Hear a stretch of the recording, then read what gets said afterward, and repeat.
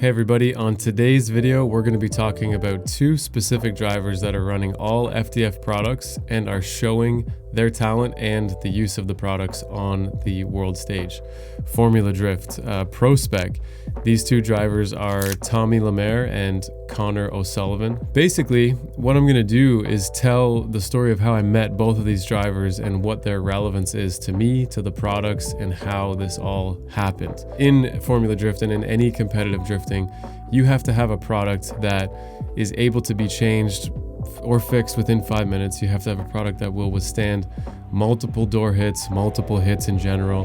It has to be robust, it has to drive well. It has to kind of encompass everything. If you have a product that's too strong or too easy to adjust with a lot of fasteners and nuts, this could result in maybe it'll take you too long to change, maybe it'll take you too long to actually set up the car. There's so many variables that go into making a product actually a winning product. I think case in point, we've established that on two different chassis with two different drivers, both on FDF Race Shop, they are in first and second by quite a bit. And the difference between the two is actually Tommy has 240 points in the championship and Connor has 242 points in the championship. Coming down to Utah, which is round 4, where they are going to be on opposite sides of the bracket. Because of the way Formula Drift does their brackets now, it's actually predetermined based on your results already. So because Tommy got third and Connor got first, it actually sets the two of them up to be on opposite sides of the top 32 bracket. If Tommy got second and had have beaten Austin Mata in his battle, or vice versa, if Connor did the same, Connor and Tommy would have gotten 1 and 2, and they would have seen each other in Utah on the same side of the bracket. So it actually wouldn't have been ideal. Although Tommy would have been leading in points, they would have had to take each other out in the top 32 or 16 or 8. I don't know where they would have ended up. It probably would have been around the 8 or top 4 on the one side of the bracket. But either way, you wouldn't have been able to see a championship battle at the end, which is what we are all really striving for.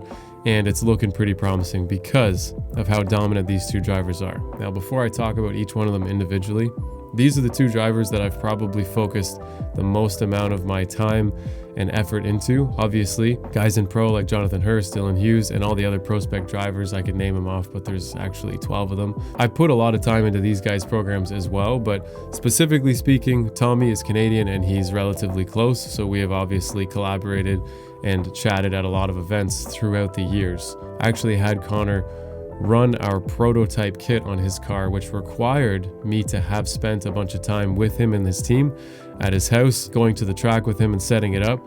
So I'm really happy that I am able to get to know them better and was able to work with them, because it obviously played off into the results that you see today, where he is now first leading the championship. Going into this, let's talk about Tommy Lemaire first. I have known Tommy the longest. I do have a couple notes. Just let me take a peek at those. Tommy Lemaire and I met in a series called DMCC. A lot of you guys may not be familiar with DMCC, but it is the pro drifting series that has been around for quite a long time. Probably the best pro series in Canada. I know there is some out west, but DMCC has brought out some of the best drivers that have also gone on to FD and done fairly well in FD. So going back to 2019, Tommy and I met there because I had done just 2 rounds of DMCC. This is kind of my introduction to competitive driving, where I did 2 tracks, St. Croix and Saint Eustache. St. Croix had like 160 km/h entry or more. I think you could get up to like 170, which is, I don't know, 105 or 108 miles an hour, something around there. This track was crazy and fun and a blast, and it really showed that I was able to drive and compete at that level. That was really one of my first competitions. I had done some in Virginia for my first like shootout style event, which was with US Drift. But aside from that, going to St. Croix really showed that I was able to drive, compete, and be at that level. And Tommy was already there, early dominating the series. He was already known as a winner. A lot of the fans were wanting to get his signature. I remember recognizing that because I was sitting beside him at the signature booth and no one wanted my signature. So moving on from that, at Saint Eustache, I had blown up my engine and I had been asking drivers for a new one. I blew it up in practice, and Tommy was kind enough to trust me. We didn't really know each other at this point, to trust me with one of his spare crate brand new engines with just a handshake agreement. Him and his dad met me, gave me the engine, we threw it in overnight. Got back, and then I think I ended up finishing around top. I was moving on to top 4 after winning all my battles with this engine, but then a driver in front of me crashed. I ran into the back of him, and I had a front rad at the time, and it actually blew a good sized hole in the rad, and I was not able to finish competing that event.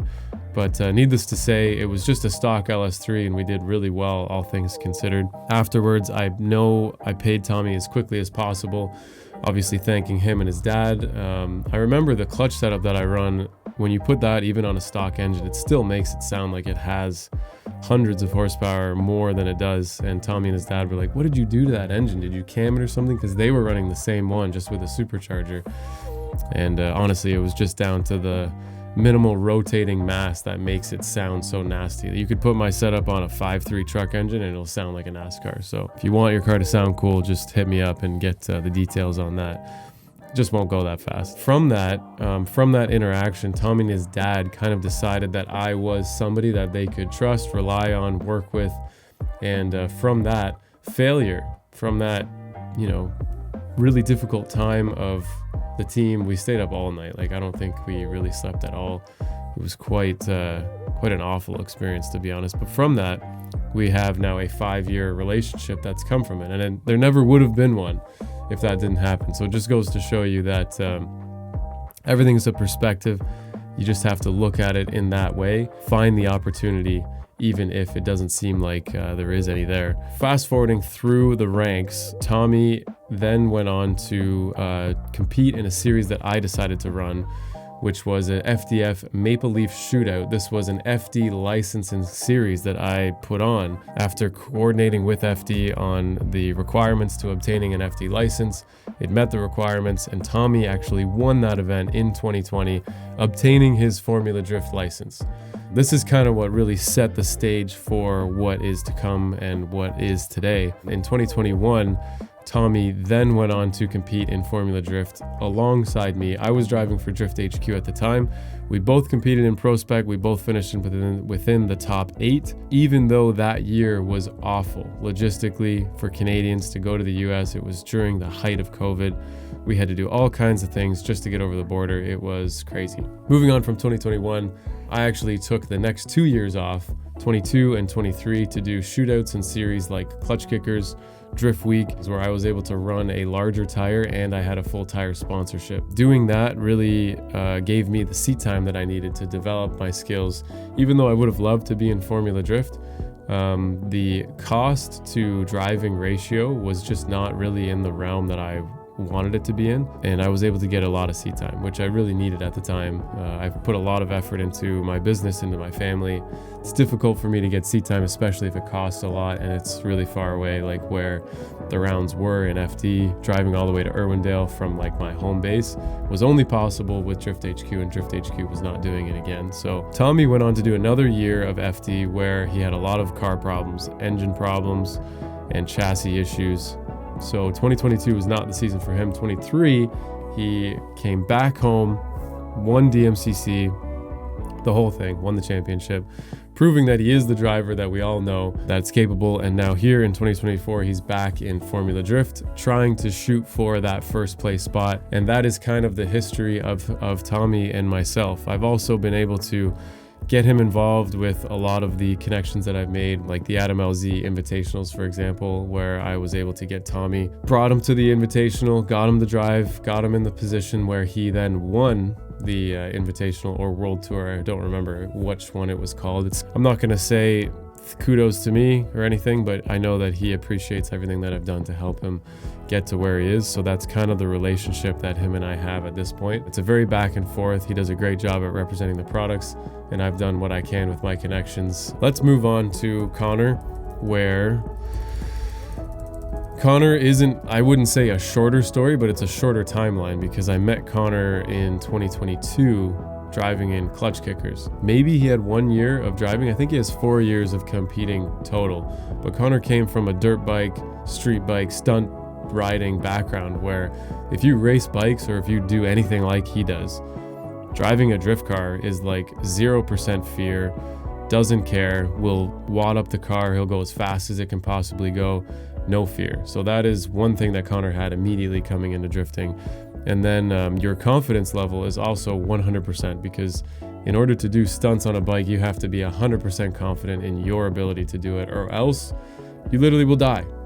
So he had that skill coming in early, and it really showed on his early days. He was able to, I don't think the seat time was quite there, because one lap he would absolutely shred and you'd be like, I'm done against this guy. And then the next lap, you know, he'd stove it into the wall because he didn't gauge the tire wear and how much less grip he would have at the end of the second run versus the first run.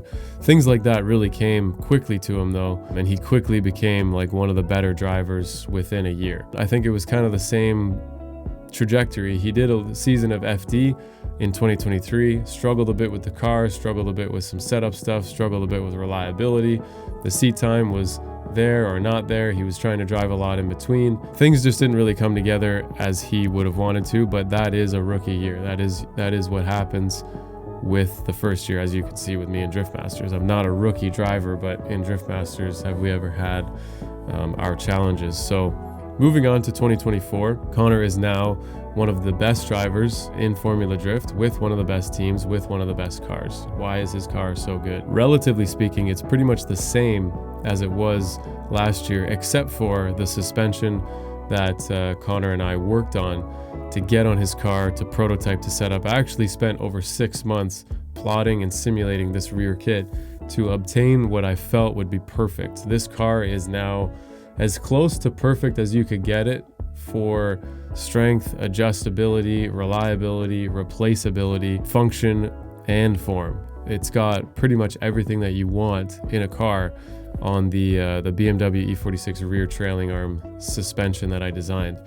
And it corrected the few mistakes and issues that E46s and trailing arm cars have, where they tow out under compression, the camber curve is not that desirable, and the roll center is often too high based on the control arm positions. So you kind of have a scenario where you can get great forward drive, but you have bad side bite, and vice versa. If you move the arms, then you get great side, and then you lose forward, and all these different things. So we were able to manipulate the suspension in a way to really optimize it. Case in point, Connor's car and Connor, they look like they're playing in the wrong league. Like they look like they're using a tire that they are not allowed to, but it isn't that. It's all mechanical. He has a mechanical advantage because of the suspension that I developed with him on his car, along with a driver that has a lot of skill and along with a driver that has a great team behind him. So this is going to be really difficult to beat when you have all of the ingredients, and I was happy to play a role in this, in setting up that car. So let's move on to the two of them now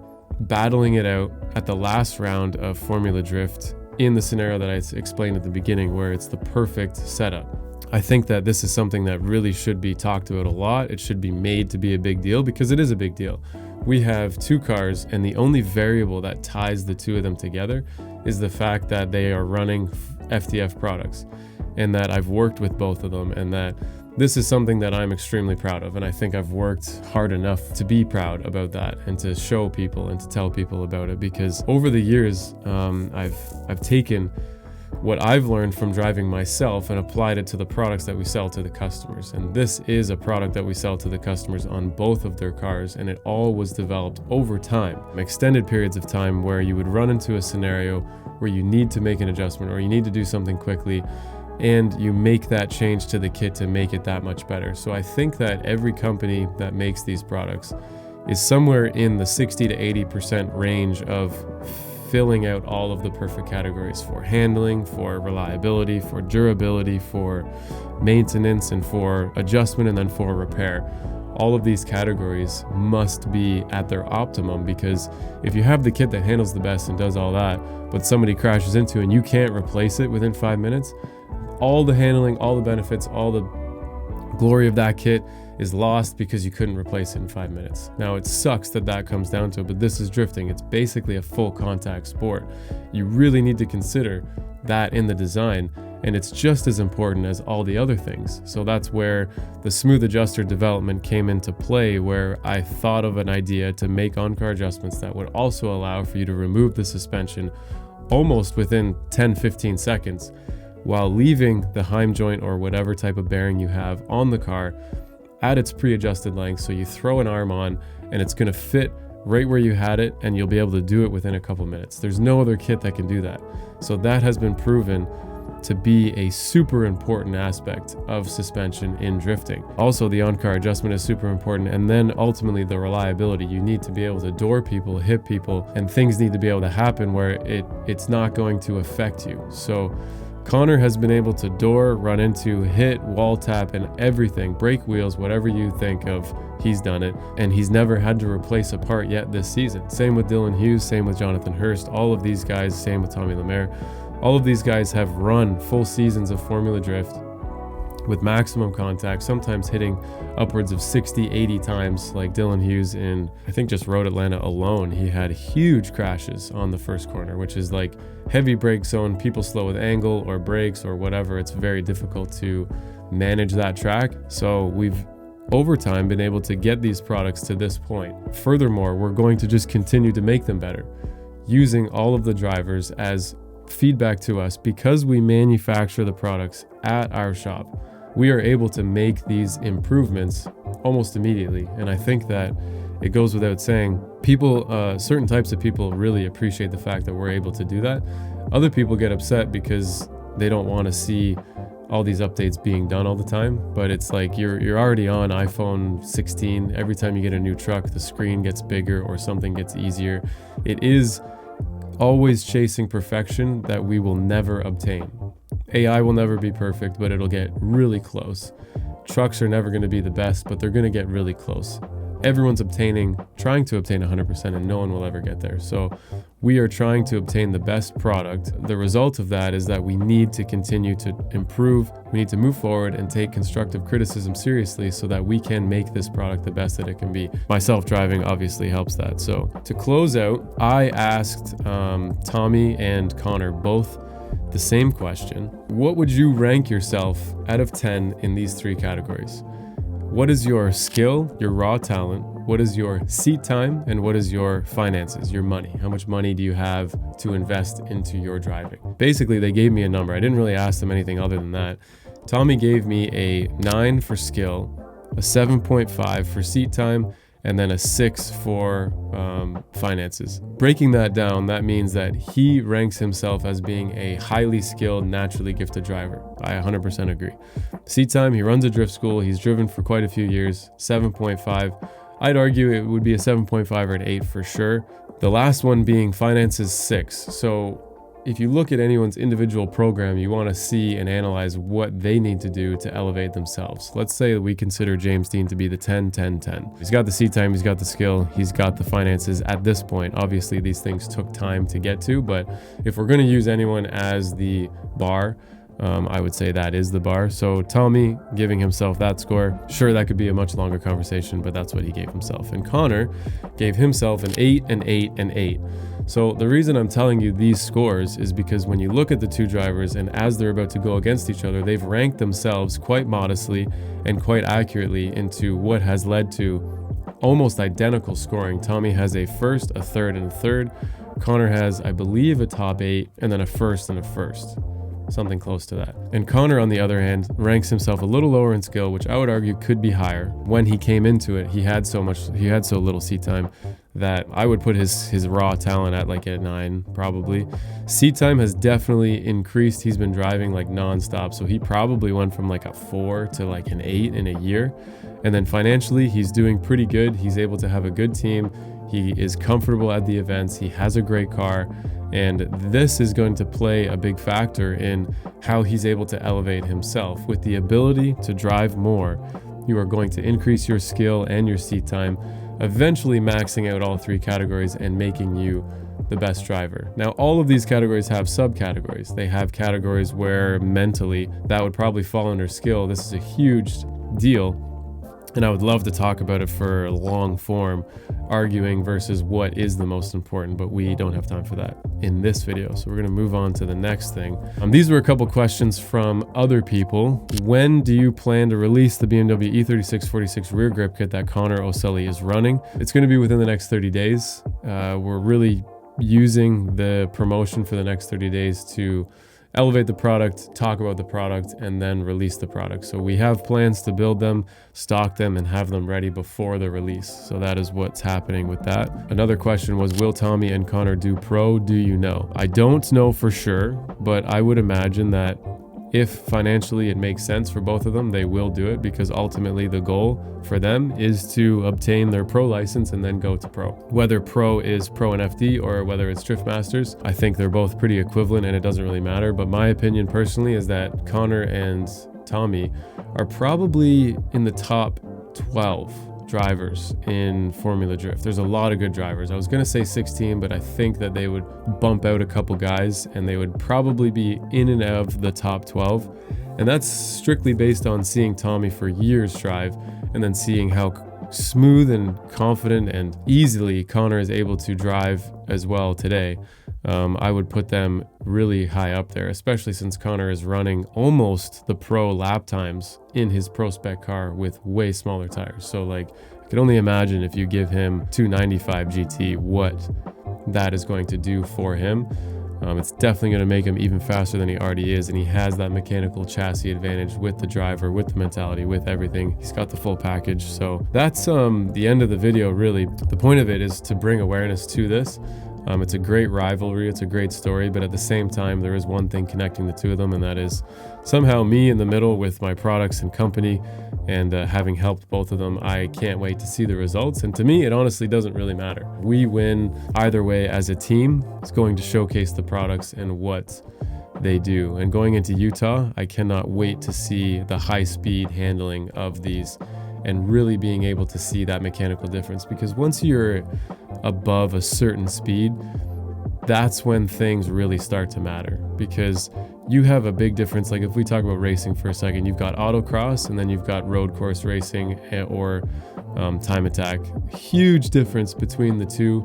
Things that matter in autocross don't matter at all in road racing and vice versa. So things on small drift tracks really don't matter that much. But when you get to a large track, everything matters. The intuition through the steering wheel that you need at those speeds to get the feedback quickly in order to determine what to do with the car is of the utmost importance. So all of the kinematics of these kits need to be dialed in for that type of racing, because a delayed reaction at 100 miles an hour could be 50 feet, could be 80 feet before your correction actually translates into an adjustment, versus on a small track when you're going much slower, a correction could only be 15, 20 feet and it's no problem. Like a track like New Jersey, all these inputs, all these corrections that you see, they don't really translate into anything major. But if you do this on a track at 100 miles an hour, it's going to be a major problem or a major delay or a major correction. These two guys are probably the best, the most favored. They got the best cars, they got the best products, they're the best drivers, and that's why I'm talking about this. So thank you guys for watching. I hope you guys have some, controversial opinions that you can bring up and talk about as well, so that we can get a good debate, good discussion, bring awareness. And we'll see you guys on the next video. I'm heading off to Riga in 2 days, so you're gonna see me in Drift Masters. We'll have the videos from that to follow. That's it for now. We'll see you guys on the next one.